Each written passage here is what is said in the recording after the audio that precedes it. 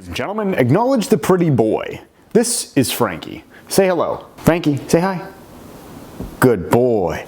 He says hello. Now I know a lot of you are probably saying in your heads like, oh my God, here we go again. We're gonna get really uncomfortable. This is a really vulnerable situation. And well, this is actually not the most vulnerable point you will be. I wanna take you somewhere. It's gonna be really awkward.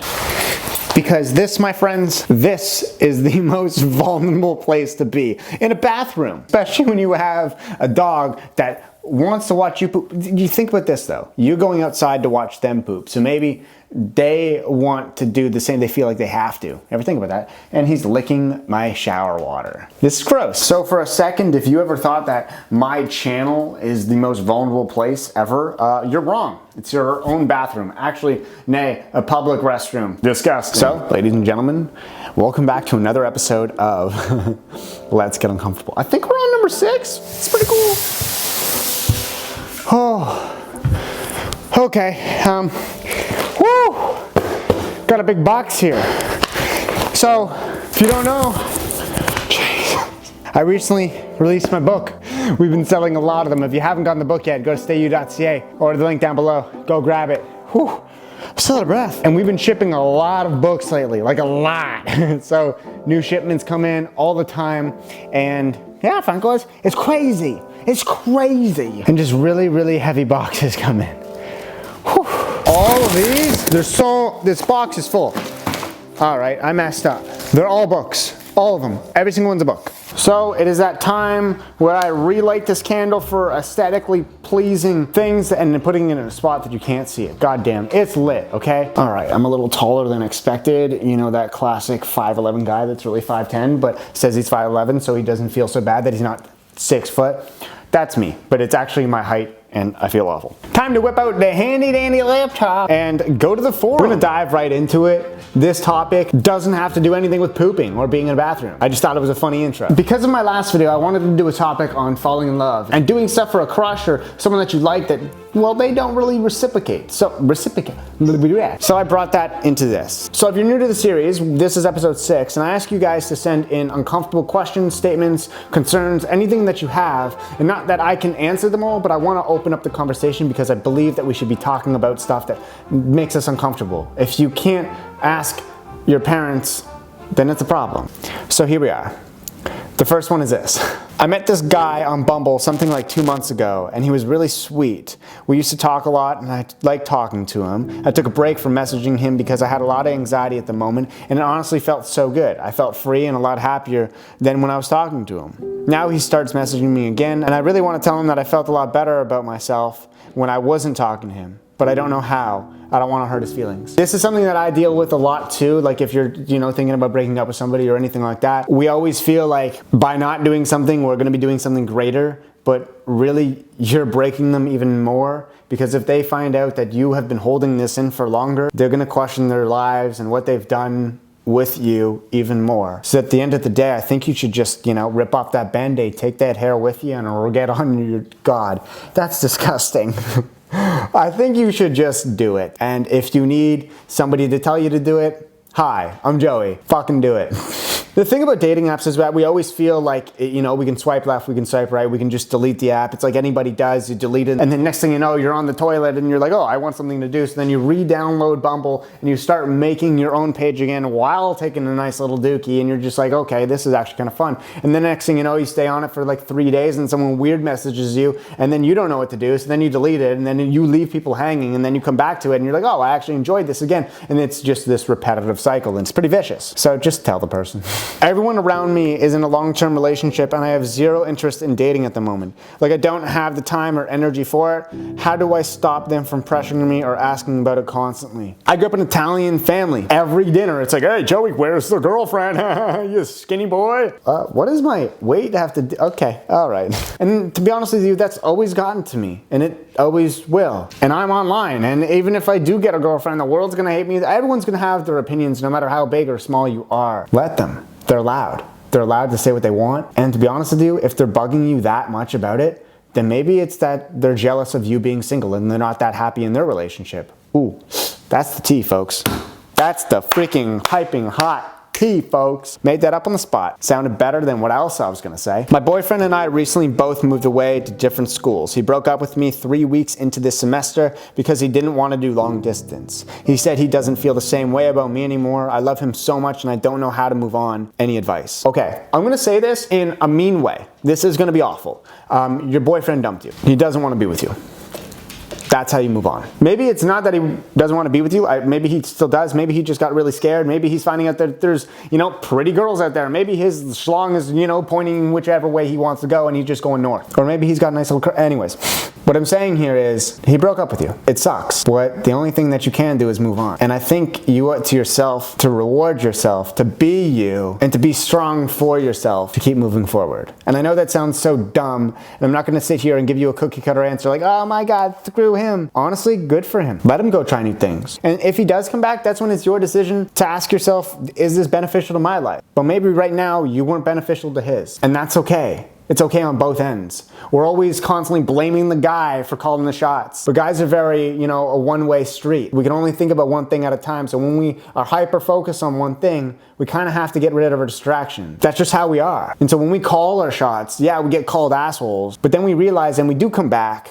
And we're like, we do miss this. And that's when it's your position to decide if it's beneficial for you. How do you open up yourself to the idea of love after being manipulated and wronged in so many of your past relationships? After a while, you feel like they have just wrong...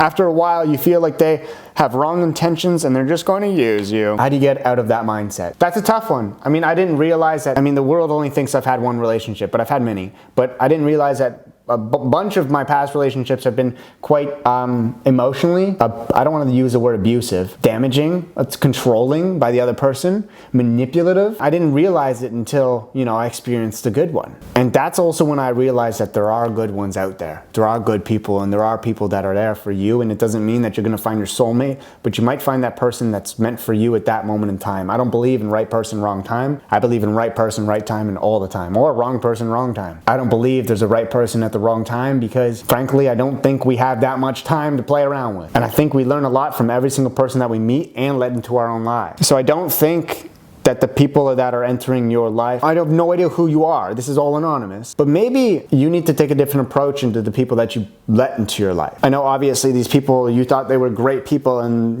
when they manipulated you, you were shocked, but then maybe the next time really take a look at it. Maybe don't let them in as much at first. It's okay to, play hard to get, but actually just play yourself. You're you and you're the only you, so don't just throw yourself to anybody that's willing to catch. I like that analogy. That was good. How does one know they aren't gonna fuck you over? Get over yourself. Literally, get over yourself. If you're constantly walking around thinking that somebody's gonna mess you up, you're gonna mess up. You're never gonna gain any strength. You're never gonna be positive. You're always gonna be negative. You're never gonna have a bright side to any conversation. Anybody that comes up to you, then you're just gonna be a dick to, and what are they gonna be? A dick back. Get over it. I found my ex's dad hotter than my ex. Honestly, go for it. He's an ex now. If you do it, if you do go for it, just film it, because, good Joey's on this shoulder, devil Joey's right here. Okay, hi.